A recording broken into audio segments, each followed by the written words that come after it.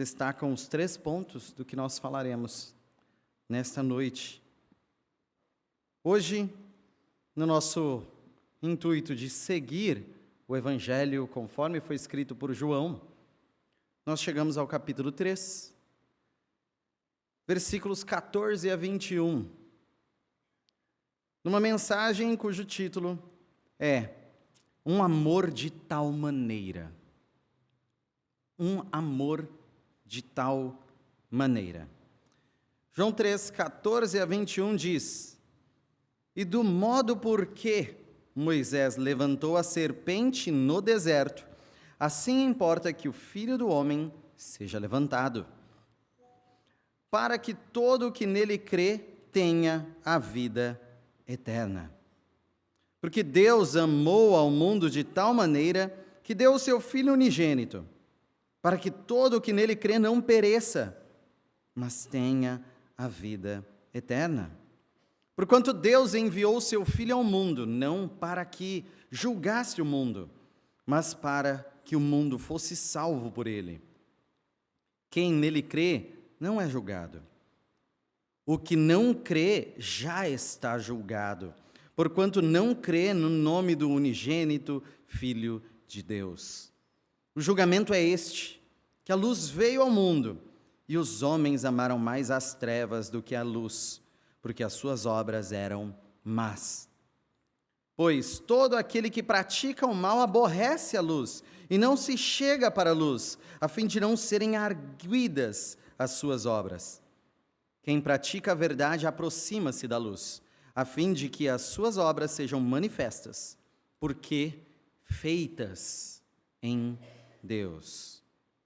Vamos orar novamente? Glorioso Deus, nosso Pai, que a Tua glória seja manifesta através da Tua palavra. Mostra-nos Cristo, revela a Tua glória, até que todos exaltem Cristo, dizendo: tudo é Jesus para mim, em verdade, em fé, nos seus corações. Ó Deus, que o texto da Tua Escritura, lido pelo Teu Santo Espírito, seja entendido, apesar de nós. Glorifica-te, glorifica o Cristo. Ó Deus, mostra-nos a Tua salvação, rompa a nossa surdez, destrói a nossa cegueira, nos conduz a Cristo, para a glória exultante e fervorosa do Teu nome. Nós clamamos em nome de Jesus. Amém. O que é o amor? O que é o amor? O mundo tenta construir e desconstruir ideias do que é o amor. Vê relacionamentos entre pessoas, sejam familiares ou pessoas apaixonadas, vê relacionamentos diversos até com animais, e tentam definir o que é amor. Por aceitarem, geralmente, tudo como amor, acabam não tendo uma definição de amor. E se tudo é amor, nada exatamente é amor. E com a crise, então, no conceito de amor que nós temos hoje em dia, e há muito tempo, obviamente, carecemos de uma definição para resgatar o sentido dessa poderosa palavra. E a explicação mais específica, mais clara e nítida do amor está em João 3,16. Obviamente, está na Bíblia toda, mas especialmente resumido em João 3,16. Porque Deus amou o mundo de tal maneira. E tal maneira não quer simplesmente dizer amou muito. Não é simples intensidade. É dizer que Deus amou de um modo tão definido, de uma maneira tão específica, que é maravilhoso, é assustador, é rico, é deslumbrante, é atraente, é poderoso. É amor. João 3,16 é um dos versículos mais conhecidos das Escrituras, ou dos mais decorados. É um versículo que resume sim o Evangelho, resume sim a Bíblia toda, de alguma maneira. Mas também é um dos versículos mais distorcidos. Este verso não quer dizer que Deus te amou tanto que fez a parte dele para você se salvar. Não quer dizer que Deus amou de tal maneira que depende de você também amá-lo. Não quer dizer que Deus amou de tal maneira que deu uma possibilidade de crer, e caso você aproveite a oferta, terá a vida eterna. Não! Mas então, o que é um amor de tal maneira? Nicodemos, o fariseu, foi ter com Jesus. De noite, ele foi ter com Jesus. Reconheceu os sinais de Jesus. E reconhecendo estes sinais, ele viu que Jesus veio de Deus. E Jesus afirmou para ele: necessário é nascer de novo. Necessário é nascer do alto. Necessário é nascer da água e do Espírito.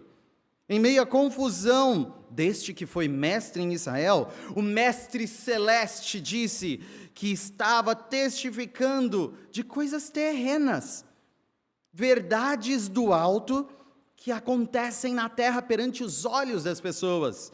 Os céus invadindo a terra através de pessoas nascendo do alto, nascendo do Espírito. E agora, Jesus mostra que o nascimento do alto não apenas da vida, mas da vida eterna. Vida eterna por causa do amor. Um amor de tal maneira que, em primeiro lugar, levantou o filho, o maldito. Então, num primeiro ponto, um amor de tal maneira que levantou o filho, o maldito. Versículos 14 e 15. E do modo por que Moisés levantou a serpente no deserto, assim importa que o Filho do Homem seja levantado, para que todo o que nele crê tenha a vida eterna. O novo nascimento, a regeneração, o ser gerado novamente, só existe porque Jesus fora levantado. O amor fez Jesus ser levantado, como a serpente no deserto. As figuras típicas associadas a Jesus são cordeiro, leão, muito mais agradável. Jesus é aquele que esmaga a cabeça da serpente, porém aqui Jesus é comparado a uma serpente, e isso foi por amor. Vamos relembrar em Números 21, de 4 a 9, que diz: então partiram do monte Hor, pelo caminho do Mar Vermelho, a rodear a terra de Edom. Porém, o povo se tornou impaciente no caminho. E o povo falou contra Deus e contra Moisés: por que nos fizeste subir do Egito, para que morramos neste deserto, onde não há pão nem água? E a nossa alma tem fastio deste pão vil. Então o Senhor mandou entre o povo serpentes abrasadoras, que mordiam o povo, e morreram muitos do povo de Israel. Veio o povo a Moisés e disse: havemos pecado, porque temos falado contra o Senhor e contra ti.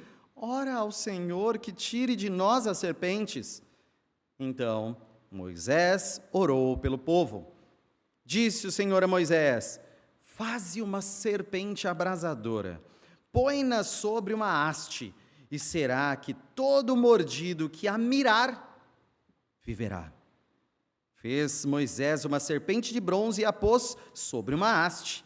Sendo alguém mordido por alguma serpente, se olhava para a de bronze, sarava. Então o povo de Israel murmurava contra seu Deus, que castigou o povo com serpentes venenosas. O povo reconheceu o seu pecado, clamou.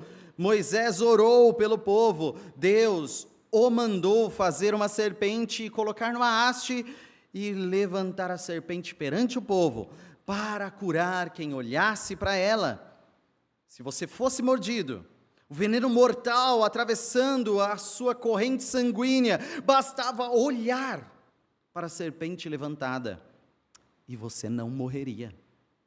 A serpente de bronze levantada foi o meio que Deus usou para dar nova vida aos filhos de Israel. A mordida da serpente decretava morte, e por provisão de Deus, a nova vida era misericordiosamente concedida ao olhar para a serpente. Aqui, Jesus disse que ele é como esta serpente. Ensina que aquela serpente simbolizava o filho do homem. Falar do amor de Deus não é um capricho bonito e fofinho. Falar do amor de Deus não é rosas e chocolate. Amor de Deus é fazer o Filho do homem ser levantado como serpente. Jesus ser olhado pelo mundo como maldito, o Filho pendurado numa cruz, o Filho levantado no madeiro. E Gálatas 3:13 nos diz que Cristo nos resgatou da maldição da lei, fazendo-se Ele próprio maldição em nosso lugar, porque está escrito: maldito todo aquele que for pendurado em madeiro. Entenda, você é o maldito. Você é a serpente que deveria ser erguida. Os seus pecados são sua maldição. Você possui uma maldição terrível. Mas Deus amou de tal maneira que levantou alguém no seu lugar. Alguém para ser olhado como maldito em seu lugar. Alguém para te resgatar da maldição da lei que você transgrediu, maldição que você merece. Alguém para ser levantado e pendurado no madeiro, chamado de maldito pelas Escrituras. A perfeita bendição, pura e santa, sendo feita maldição, em meu lugar. Para ver o reino de Deus, Jesus não havia dito a Nicodemos: você precisa se esforçar mais. Mas disse: você precisa nascer de novo, nascer do alto.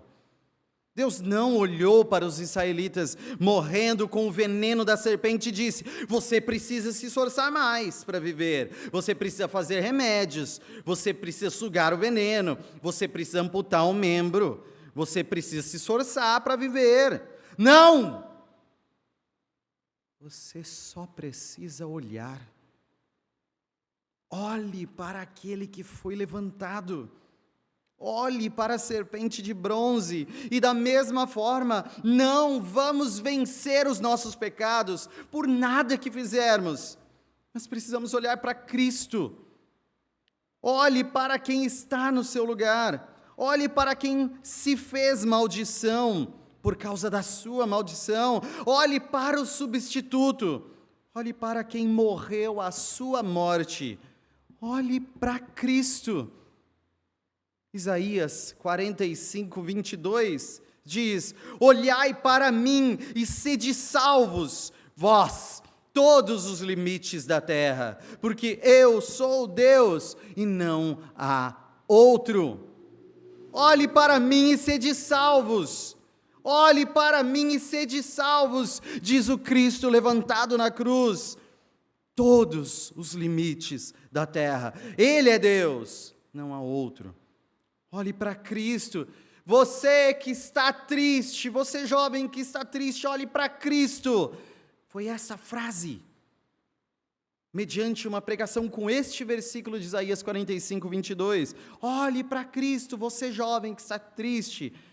Essa é a história da conversão de Charles Haddon Spurgeon, príncipe dos pregadores. Foi pregada em meio a um dia de uma tempestade, por isso não pôde ir tipicamente à igreja e ver o que ele veria normalmente, mas veio então de um pregador improvisado, vindo de um homem leigo e despreparado, mas pela graça de Deus muito preparado. Porque este homem não apontou para si, mas apontou para o Filho do Homem levantado. Olhe para Cristo, bradou ele. E Spurgeon olhou para Cristo.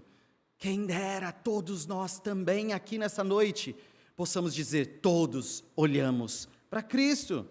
Esse Jesus Nazareno foi levantado e o Espírito Santo abre olhos de homens para fitarem a beleza, o sacrifício e o poder salvador de Jesus operados naquela cruz. Importa que o Filho do Homem seja levantado. Jesus disse que ele deveria ser levantado, porque era o propósito de Deus. E ao ser levantado, Jesus, o Filho do Homem, morreu. Os céus testemunharam sua maldição.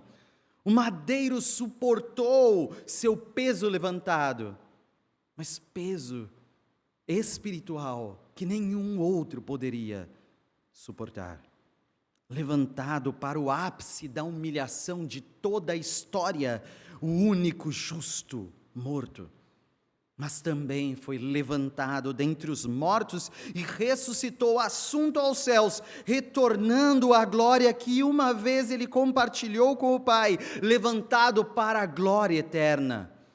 Levantado, enquanto aqueles que se voltam para ele e com fé o olham, como os israelitas se voltaram para a serpente de bronze, experimentarão um novo nascimento, um amor que tira a maldição.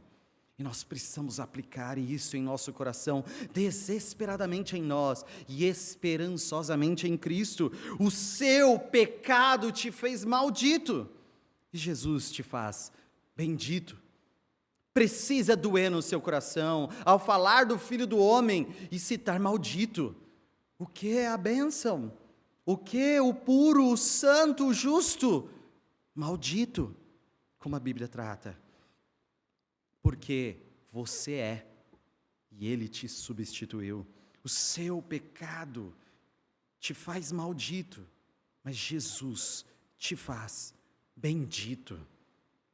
Você precisa entender a maldição do seu pecado, olhando para o Cristo levantado, como em Deuteronômio 28:15, será, porém, que se não deres ouvidos à voz do Senhor teu Deus, não cuidando em cumprir todos os seus mandamentos e os seus estatutos que hoje te ordeno, então virão todas essas maldições sobre ti e te alcançarão. A maldição vem para todo aquele que não cumpre totalmente a vontade de Deus. Quem aqui pode se levantar? Eu cumpro, eu perfeitamente faço toda a vontade de Deus, eu gabarito a lei de Deus, eu escolho a vida, como diz Deuteronômio 30. Vida e morte são postas perante ti, bênção e maldição. Quem escolhe a vida? Quem escolhe a bênção? Cumprindo toda a lei. Nenhum de nós, só Cristo. Só Cristo. Deus é perfeito e exige perfeição. Nós somos imperfeitos e isso não é desculpa, é condenação. Nossos pecados merecem as maldições de Deus. Mas Cristo se fez maldito por nós. Você não pode suavizar os seus pecados. Você não pode desprezar a sua imundícia. Mas pode olhar para Cristo. Encontre nele a substituição perfeita para a maldição que pertence a você. Ele pode, porque ele foi levantado. E basta olhar com fé para o Filho do Homem e será salvo. E terá a vida eterna. Em segundo lugar, este é o amor de tal maneira que deu o Filho, o unigênito, que deu o Filho, o unigênito. Versículo 16. A igreja pode ser de cor. Leia João 3,16.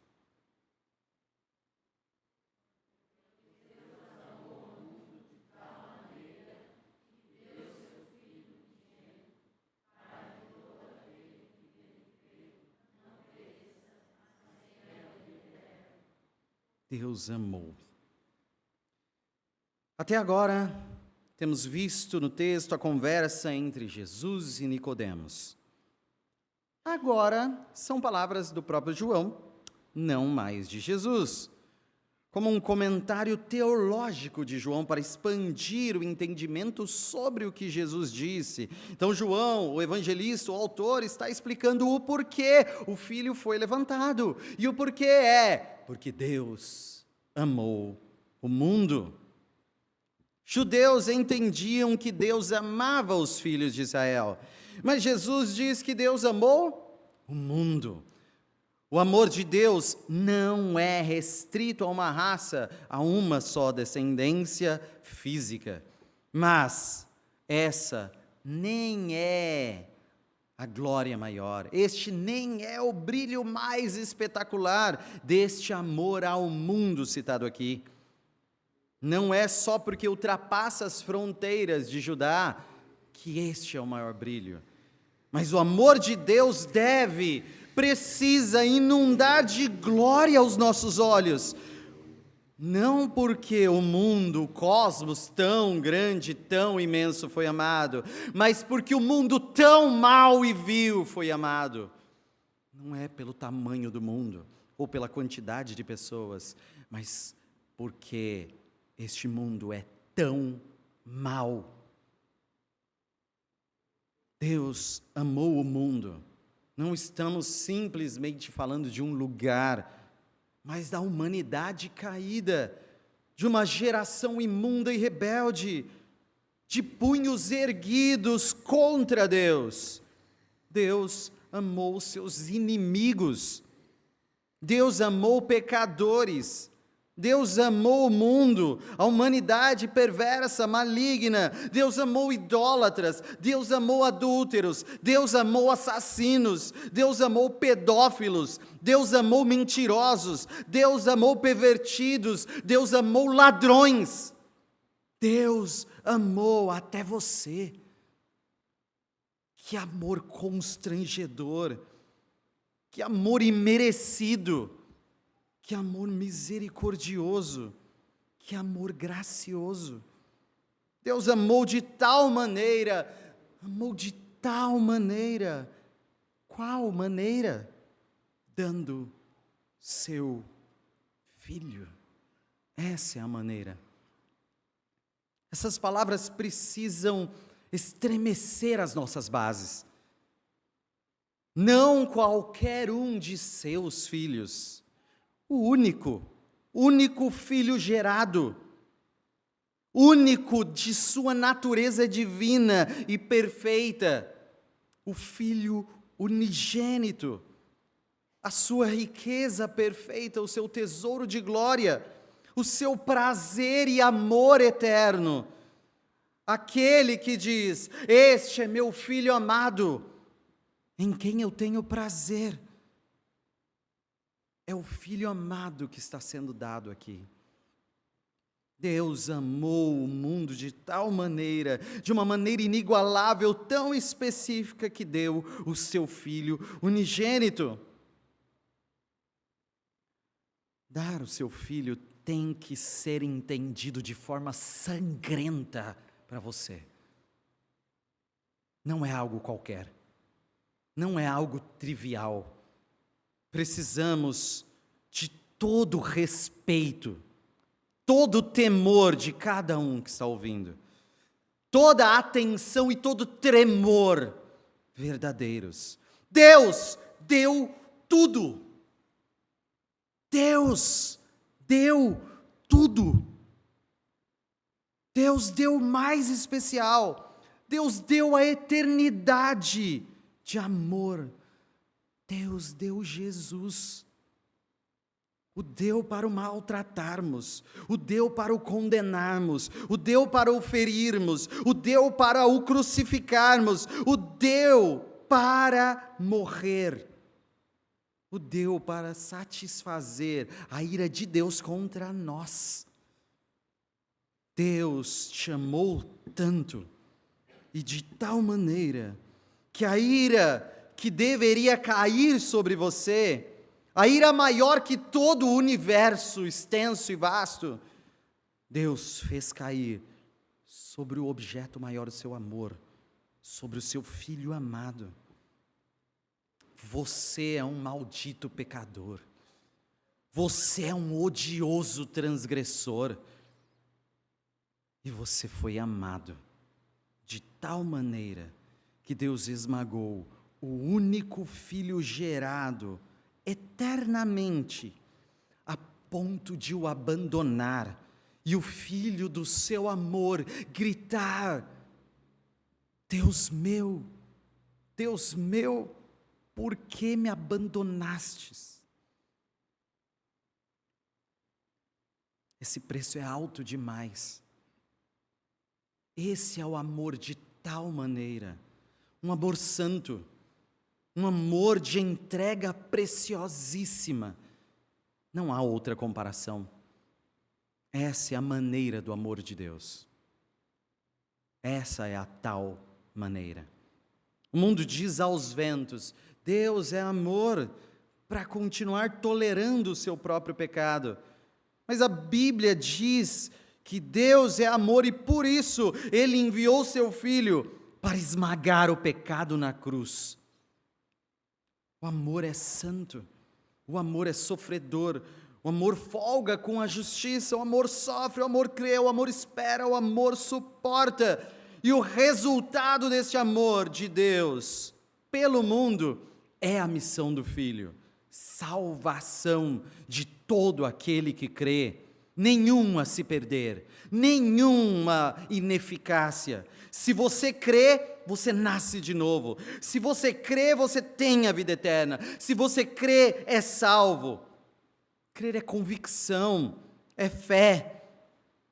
A fé é uma mão vazia de um mendigo que não cura o seu próprio veneno do pecado, mas estende-se trêmulo, em mãos sujas, olhando para o Filho levantado, sem esperança em si, mas aguardando algo maravilhoso. Você tem fé? Você levantou estas mãos trêmulas e sujas de um mendigo sem nada a oferecer? Precisamos aplicar isso em nosso coração. A fé evita a ruína eterna e dá vida eterna. A fé evita a ruína eterna e dá vida eterna. Você precisa temer o preço do resgate de pecadores.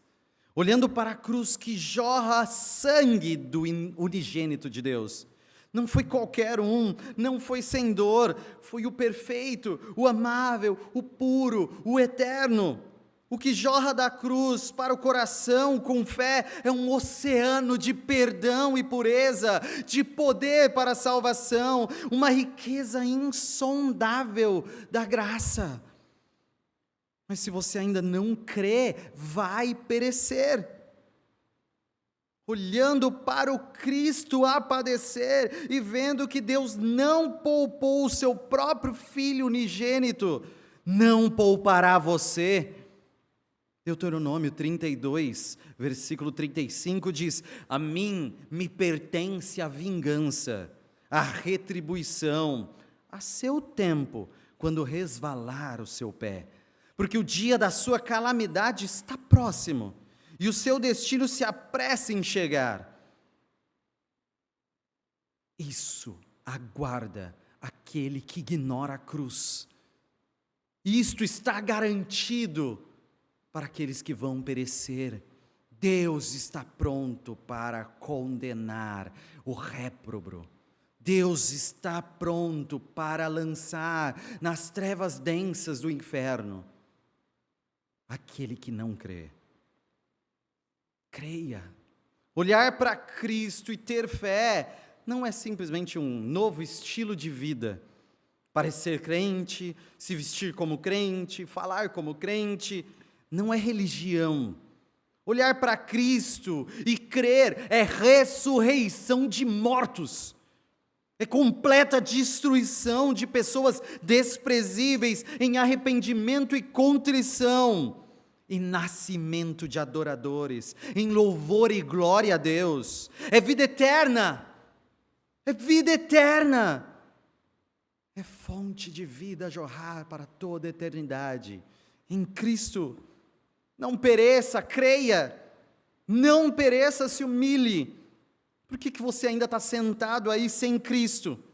Por que você não se joga de joelhos no chão? Por que você ainda está sem lágrimas, com os seus pecados ainda não pagos em uma substituição na cruz? Por que você está sem Cristo? Você deveria suplicar o dom do sangue de Cristo. Você deveria fugir da ira vindoura. Olhe para Jesus e creia. Creia e tenha vida eterna, delícias eternas, riquezas insondáveis em Cristo, porque Deus deu o seu Filho. Em terceiro lugar, esse é o amor de tal maneira que enviou o Filho à luz. Que enviou o Filho à luz. Versículos 17 a 21. Porquanto Deus enviou o seu Filho ao mundo, não para que julgasse o mundo, mas para que o mundo fosse salvo por ele. Quem nele crê não é julgado. O que não crê já está julgado, porquanto não crê no nome do unigênito Filho de Deus. O julgamento é este: que a luz veio ao mundo, e os homens amaram mais as trevas do que a luz, porque as suas obras eram más. Pois todo aquele que pratica o mal e aborrece a luz, e não se chega para a luz, a fim de não serem arguidas as suas obras.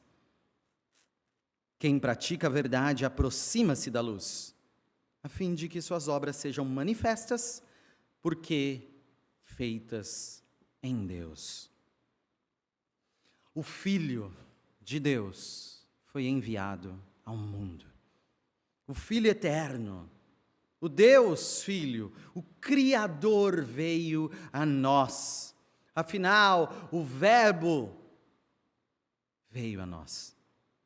No princípio era o Verbo estava com Deus.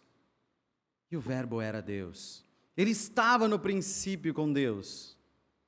Todas as coisas foram feitas por intermédio dele e, sem ele, nada do que foi feito se fez. A vida estava nele. E a vida era a luz dos homens. A luz resplandece sobre as trevas. Resplandece nas trevas. E as trevas não prevaleceram contra elas. Contra ela, a luz.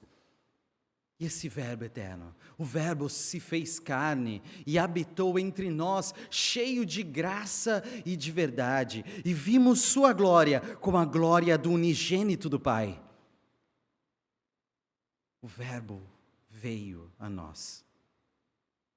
O propósito do Verbo eterno se fazer carne, o propósito de Deus em enviar seu Filho ao mundo, não era para condenar, mas para salvar.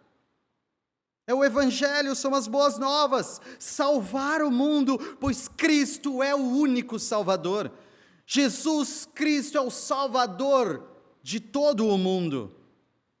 Isso não quer dizer que Cristo foi enviado para salvar toda e cada pessoa, mas para dar vida eterna para aquelas a quem Ele levar a fé, que creriam por meio do novo nascimento. Todo o que crer, onde o vento soprar. Não é uma fé qualquer, mas uma fé no nome do unigênito. O Filho unigênito É um despertar da alma para ver a Cristo e se entregar totalmente a Ele. Não é a qualquer um, não é qualquer fé, não é qualquer caminho, não é qualquer verdade, é crer no único nome, crer naquele que é o caminho, a verdade e a vida. Só esta fé evita condenação. Não era necessário Jesus Cristo vir ao mundo para que o mundo fosse condenado. O mundo já estava condenado. O mundo já estava sob juízo. Se o Verbo não se fizesse carne, todos nós iríamos justamente para o inferno. Jesus não veio julgar o mundo. Mas Jesus tem poder para julgar, Jesus tem o direito de condenar, mas para isso ele não precisava vir ao mundo. Ele veio ao mundo não para inaugurar um novo julgamento, não para criar uma condenação que não existia. Jesus veio para salvar. Se ele não viesse, haveria apenas condenação e julgamento. Ele veio para haver salvação. Jesus salva o mundo. O mundo é onde o próprio João já citou até agora no livro 3 vezes. O mundo é onde João diz que veio a luz em João 1:9. O mundo foi criado pelo Verbo, a luz, mas desconhece a luz em João 1:10. O mundo é de onde o Cordeiro de Deus tira o pecado em João 1:29. Deus amou esse mundo condenado e enviou seu Filho.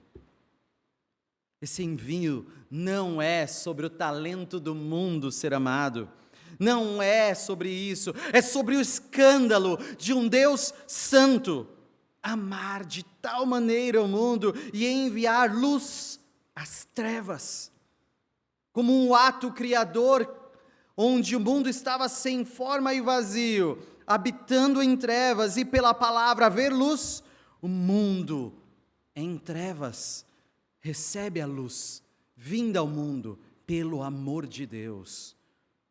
A luz vinda ao mundo de trevas foi odiada pelas trevas. As trevas odiaram a luz.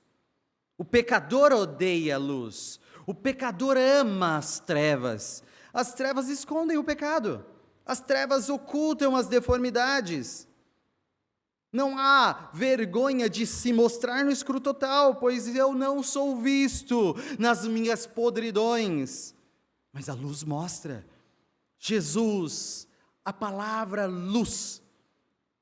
Jesus, o Verbo. Jesus, a palavra. Jesus, a luz. Jesus, a vida. Jesus é a palavra.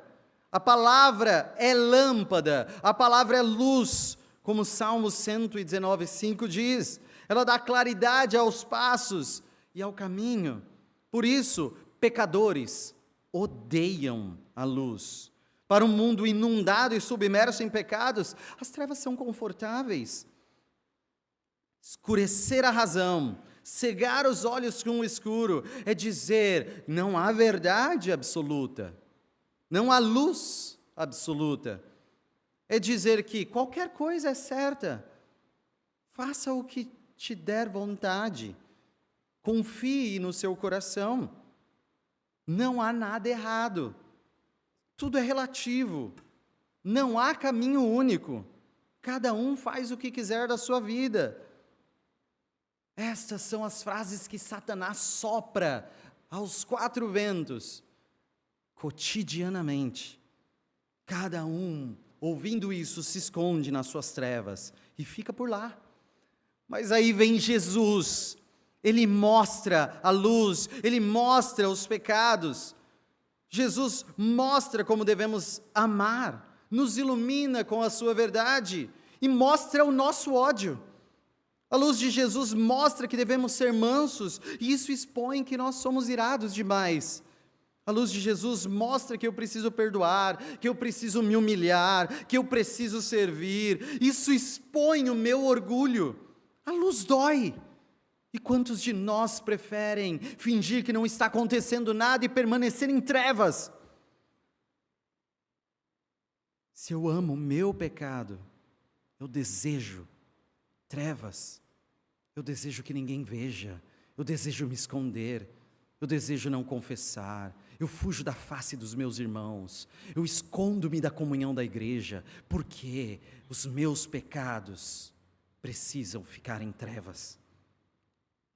Mas, quanto mais nos aproximamos da luz, mais evidentes ficam os nossos pecados. Se em meio às trevas escondemos as nossas falhas, guardamos os nossos problemas, tampamos a definição, a cor e o tamanho dos nossos males, a luz os revela, a iluminação destrói a ocultação. Quantos preferem não ouvir a palavra? Quantos se escondem em trevas ao ouvir as Escrituras? Quantos rejeitam vir à luz e confessar? Quantos inventam desculpas para permanecer no escuro? E quão sortidas são essas desculpas? Quão diferentes são as desculpas que você inventa para permanecer em trevas? Quando Estevão mostrou o mal que os judeus fizeram e mostrou a luz de Cristo, eles rangiam os dentes, os judeus, e o apedrejaram. Quando você prega a verdade das Escrituras, a luz do mundo que é Cristo, as trevas rangem os dentes. Por isso as trevas tentaram apagar a luz, crucificaram a luz que veio ao mundo, a terra tremeu, os túmulos se abriram e houve trevas na morte da luz.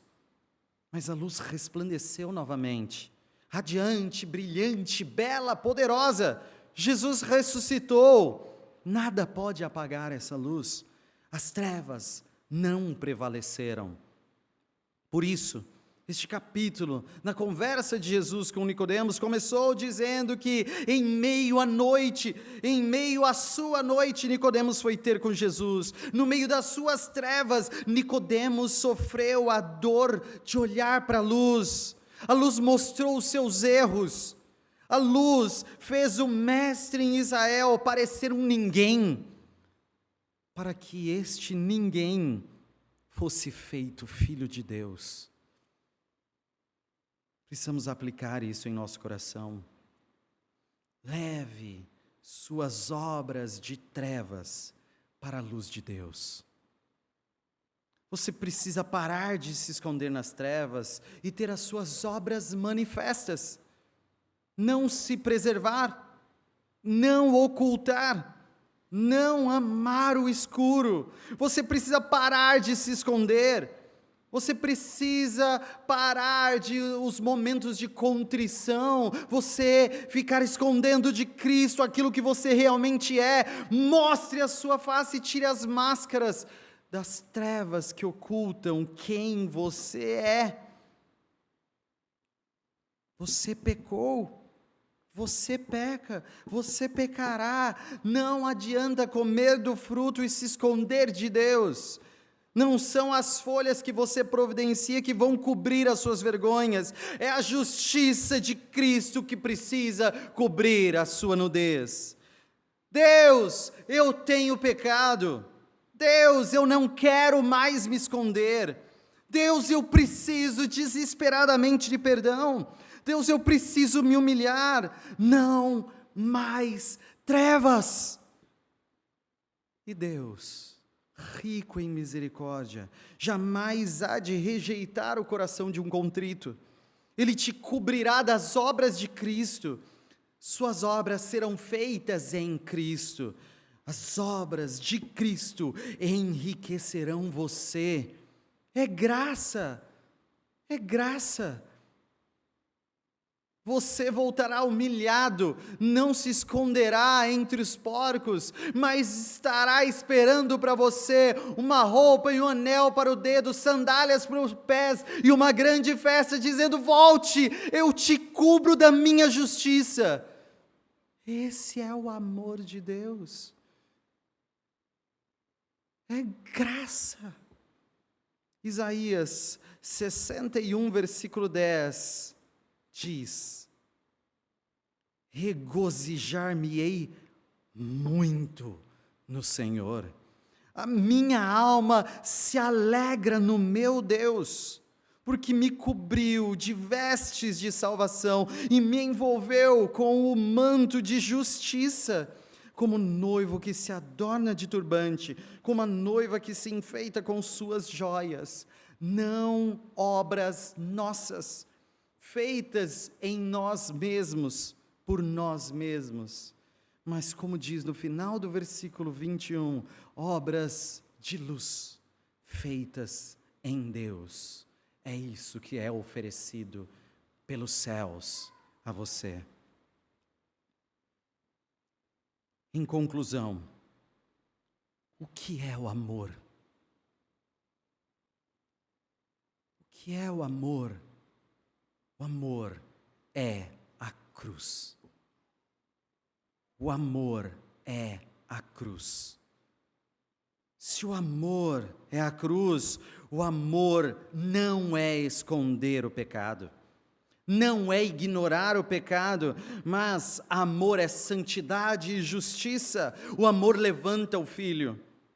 Se o amor é cruz, o amor não custa pouco. Não é entregar algo, mas entregar tudo, é dar o unigênito, é dar o mais precioso. O amor dá o filho. Se o amor é cruz, o amor dissipa trevas, não é aceitação permissiva, mas é transformação perfeita, é enviar luz às trevas. O amor envia o filho. Olhe para a cruz e terá a definição do que é o amor. A cruz nasce do amor eterno de Deus. Deus não é um Deus irado no Antigo Testamento, que Jesus fez amar no Novo Testamento. Não, Jesus não morreu para fazer Deus amar, mas Jesus morreu porque Deus ama. O amor de Deus é a fonte que jorra de uma eternidade de amor entre pai e filho, e jorra eternidade em nós, vida eterna. O Eterno nos amou e nos deu a eternidade. A vida nos amou e nos faz viver. A vida eterna é conhecer a Deus Pai e a Deus Filho, e entrar nesse vínculo perfeito de amor eterno e se deliciar em conhecê-lo. Nós somos chamados a isso. Pela fé nós temos vida. De graça nós temos a eternidade.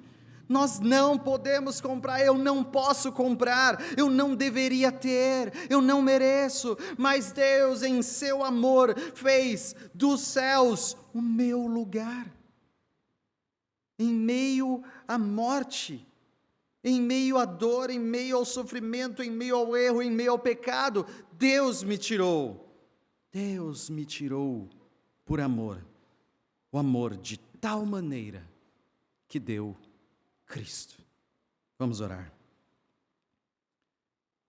Pai glorioso, a Tua palavra é a verdade, luz que elimina as nossas trevas, amor que jorra de um sangue perfeito, a eternidade em nós. Ó Deus, que amor é esse que nos alcançou? Por que alcançou a nós? Por que estes miseráveis? Por que estes foram benditos, substituído por alguém que se fez maldito em nosso lugar? Que amor é este, Deus? Não nos deixe distorcer o que é o amor, não nos legue a nossa concepção de amor, mas faz-nos olhar para a cruz e ver o amor, faz-nos entender no sacrifício do eterno, o amor que jorra em nós vida eterna. Ó Deus, pelo Santo Espírito, nos jogue ao pó mas erga os nossos olhos à cruz, para que vejamos Cristo e tenhamos fé. Faz-nos crer. Faz-nos crer, em nome de Jesus. Amém.